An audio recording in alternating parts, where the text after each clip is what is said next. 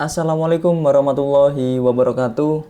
Selamat datang teman-teman sekalian di channel YouTube ini bersama aku sendiri Sona. Tapi bagi kalian yang baru pertama kali ketemu channel ini, perkenalkan aku Sona. Di channel ini, di channel YouTube ini, kalian bakal menemukan konten-kontenku yang membahas tentang dunia pendidikan, literasi, dan juga sesekali ada konten terkait pembahasan isu sosial. Karena aku sendiri orang yang begitu antusias terhadap dunia pendidikan dan literasi. Oke, di kesempatan kali ini aku mau membahas tentang pendidikan, ya. Eh, jadi seperti ini. Akhir-akhir ini kita tahu bahwa dunia pendidikan sedang tidak baik-baik saja, khususnya tentang guru, ya. Jadi ada beberapa kasus guru itu dipolisikan oleh wali murid ya, karena dituduh atau mereka mengira bahwasannya si guru ini melakukan tindakan kekerasan kepada anaknya ya. Terakhir di kasus ini di daerah Sulawesi, guru dipolisikan karena diduga melakukan tindakan kekerasan kepada anaknya. Kebetulan juga si orang tua murid ini adalah polisi ya, jadi gampang banget untuk diperkarakan. Dan isunya adalah si guru ini juga istilahnya itu dimintai uang sejumlah 50-an juta gitu kan.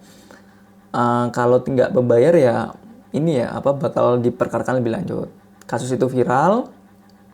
Ya syukur alhamdulillah banyak yang mendukung guru tersebut, dan ini belum berakhir sih kasusnya, tapi masih proses. Ya kita doakan semoga kasus itu bisa menjadi lebih baik, artinya tidak ada kekeliruan dalam hukum itu menjatuhi hukuman si guru ini. Jadi dilihat perkara yang begitu dalam, ya syukur-syukur si guru ini memang tidak mendapatkan hukuman sedikit pun seperti itu, dan kasusnya kelar damai. Sebenarnya kasus itu juga bukan pertama kali ya. Artinya beberapa waktu sebelumnya juga ada kasus yang serupa, bahkan gurunya itu dipukul gitu oleh wali muridnya, ya kan.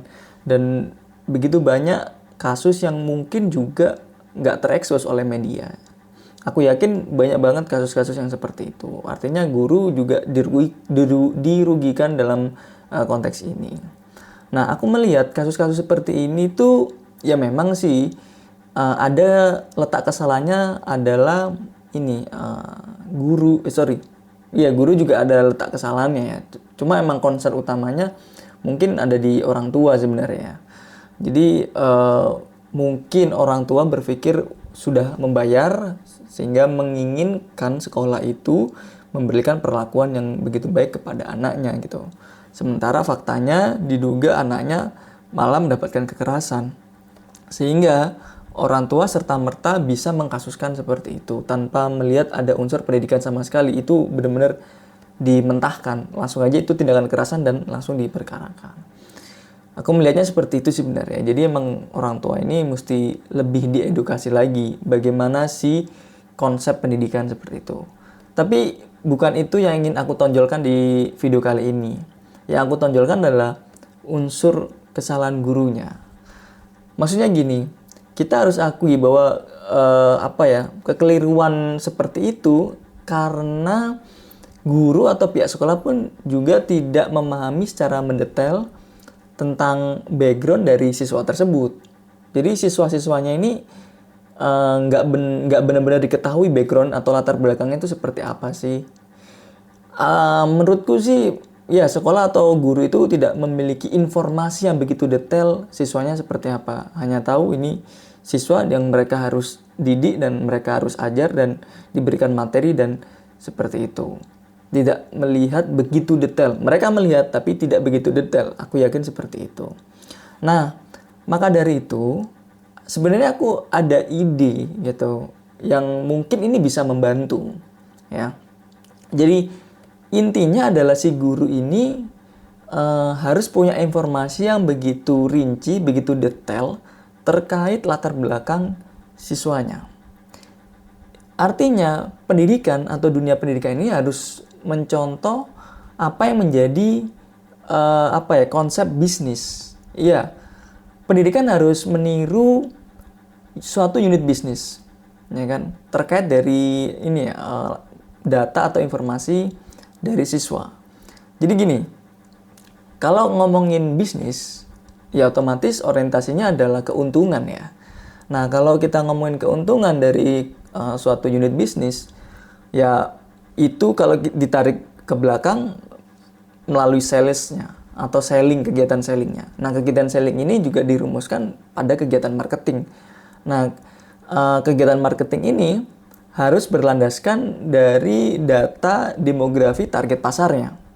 Artinya, pertama yang harus difokuskan oleh suatu unit bisnis agar keuntungan bisa terwujud adalah si unit bisnis ini harus mengetahui secara rinci, detail terkait target pasarnya, demografinya seperti apa, pola perilakunya juga seperti apa sih, ini target pasarku gitu. Dari situ bisa disusun tuh strategi marketingnya seperti apa. Kemudian bisa dirumuskan juga bagaimana kegiatan sellingnya. Sehingga waktu kegiatan selling itu tepat sasaran. Sehingga target pasarnya pun mau untuk membeli produk atau jasanya. Dan itu dikonversi menjadi keuntungan kan. Nah, sama halnya dengan konsep seperti itu, konsep bisnis seperti itu ya. Maksudnya pendidikan punya tujuan kan. Tujuan pendidikan gitu loh. Nah, tujuan pendidikan ini bisa tercapai ya melalui kegiatan selling. Nah, kalau di dunia pendidikan mungkin bahasanya bukan selling, tapi ya tindakan dari si guru atau sekolah, yakni bagaimana mendidiknya, bagaimana mengajar, dan bagaimana mentreatment siswanya. Nah, konteks bagaimana mendidik, konteks bagaimana mentreatment, dan seterusnya itu, kalau ditarik ke belakang ya tahu marketingnya gitu. Artinya kalau di dunia pendidikan, konteksnya bukan marketing ya bahasanya. Adalah bahan ajarnya seperti apa, dan kurikulumnya seperti apa, dan SOP dari guru tersebut juga seperti apa. Nah, itu harus tahu dulu. Jadi sebelum bagaimana mengajar harus tahu SOP-nya, harus tahu kurikulumnya, bahan ajarnya seperti apa. Itu. Nah, kalau di konteks bisnis itu marketingnya, tapi kalau pendidikan ya itu tadi, kurikulum, bahan ajar, dan juga SOP.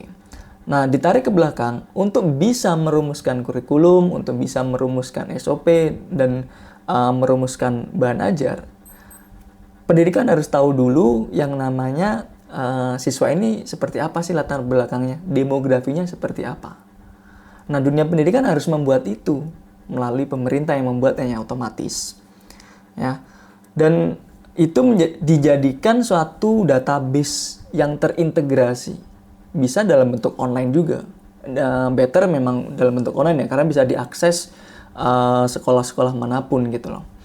Nah, yang aku maksud terintegrasi tadi adalah ya data yang dimulai dari dia TK, SD, SMP, sampai SMA gitu. Syukur-syukur bisa lebih tinggi lagi ketika dia menjadi mahasiswa. Artinya apa? Ketika siswa ini SD, ketika mau lanjut ke SMP, sekolah SMP ini pun tahu data siswanya itu seperti apa melalui data terintegrasi seperti itu.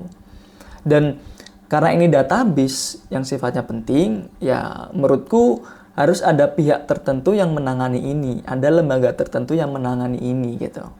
Dan lembaga tersebut bekerja sama dengan pihak-pihak sekolah yang ada di Indonesia.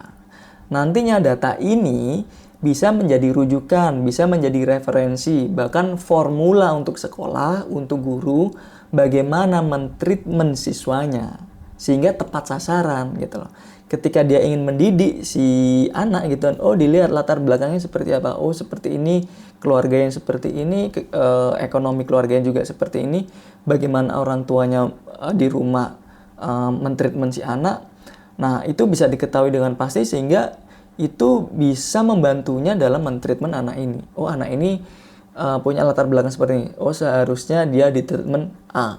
Oh, di treatment B, C, dan seterusnya. Seperti itu. Jadi bukan sesuatu yang pasti, tapi bisa membantu gitu kan si guru dalam menangani si siswa. Ya. Dalam artian ya biar tidak terjadi yang namanya kekeliruan dalam memberikan pendidikan atau pengajaran. Nah, memang database ini sifatnya penting ya yang aku bilang tadi. Dan bukan berarti tanpa risiko gitu. Selalu kalau ngomongin data online seperti ini selalu ada resikonya. Resikonya yakni ya data itu hilang atau disalahgunakan oleh oknum-oknum tertentu. Dan karena ini database yang cukup penting ya artinya emang harus dijaga begitu ketat gitu loh. Ya kan, jangan sampai ada kehilangan data atau enggak bahkan disalahgunakan oleh pihak tertentu, ya kan, oknum-oknum tertentu. Sebagaimana yang sudah terjadi pernah ya kan, bahwasanya data penting masyarakat Indonesia ini dihack gitu kan oleh hacker, oleh orang tertentu gitu. Kita mungkin nggak tahu itu siapa gitu kan, tapi yang jelas ada nih gitu kan peristiwa di mana data penting kita itu dihack gitu loh. Ya kan? Nah, jangan sampai itu terjadi ketika Indonesia ini membuat database siswa seluruh Indonesia. Artinya apa? Untuk solusi ini ya perlu juga dibuat badan khusus untuk cyber security gitu kan, yang khusus menangani ini. Jadi cyber security itu dibuat sedemikian rupa, begitu ketatnya gitu kan, secure banget sehingga ya mungkin tidak sampai bisa dihack oleh oknum-oknum tertentu atau bahkan dihilangkan atau disalahgunakan oleh oknum-oknum tertentu tadi. Jadi tergantung dari cyber security-nya. Nah, jadi resiko itu tetap bisa diminimalisir oleh pembentukan cyber security yang begitu luar biasa. Nah, itu yang bisa aku sampaikan gitu loh. Tapi kembali lagi, tujuan dari database ini adalah ya untuk membantu guru dalam menangani siswa. Biar nantinya nggak ada kekeliruan lagi, nggak ada kasus-kasus di mana guru ini dipolisikan atau diperkarakan oleh orang tua murid karena diduga melakukan tindakan kekerasan. Tidak seperti itu ya. Kita nggak mau itu terjadi, ya kan? Nggak ada judulnya guru versus orang tua murid. Nggak ada seperti itu lagi. Artinya ya harapannya ada sinergi gitu loh antara si orang tua dan juga guru, pihak sekolah. Nah kan, syukur-syukur seperti itu hingga tujuan pendidikan pun bisa tercapai. Tapi gitu kan, untuk meminimalisir kejadian yang serupa terulang kembali ya, guru atau pihak sekolah itu perlu tahu juga data ya kan terkait siswanya seperti apa, demografinya seperti apa, untuk membantu sekolah, guru dalam memformulasikan atau dijadikan sebagai rujukan dalam menangani atau memberikan treatment atau mendidik mengajar siswanya di sekolah, biar ya nggak salah kaprah atau nggak biar tepat sasaran. Itu aja yang bisa aku sampaikan. Semoga ini bermanfaat. Semoga kalian juga setuju. Ya komen aja kalau kalian setuju. Kalau emang perlu diperbaiki ya komentar aja di kolom komentar gitu. Apa yang perlu diperbaiki dari kalau ada yang namanya database nasional ini terkait data demografi siswa Indonesia. Itu aja, aku tunggu di kolom komentar. Terakhir, think more, do better. Sampai jumpa di video berikutnya. Wassalamualaikum warahmatullahi wabarakatuh. Bye.